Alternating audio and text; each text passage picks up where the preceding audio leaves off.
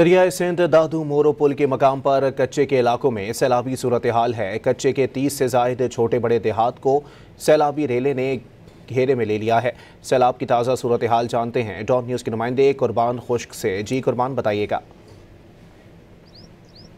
जी, मैं अब दादू शहर के नज़दीक लारकान हिफाजती पुश्ते पर मौजूद हूँ। दरियाए सिंध में जो है सैलाबी रेले के पानी में बहाव की वजह से यहाँ पे दादू मोरो मुल्क पुल के नज़दीक जो कच्चों का इलाका है, इसमें 30 से ज़ायद जो देहात हैं वो पानी के घिराव में है और मुतअद्दिद जो मकानात हैं उनमें पानी दाखिल भी हो चुका है।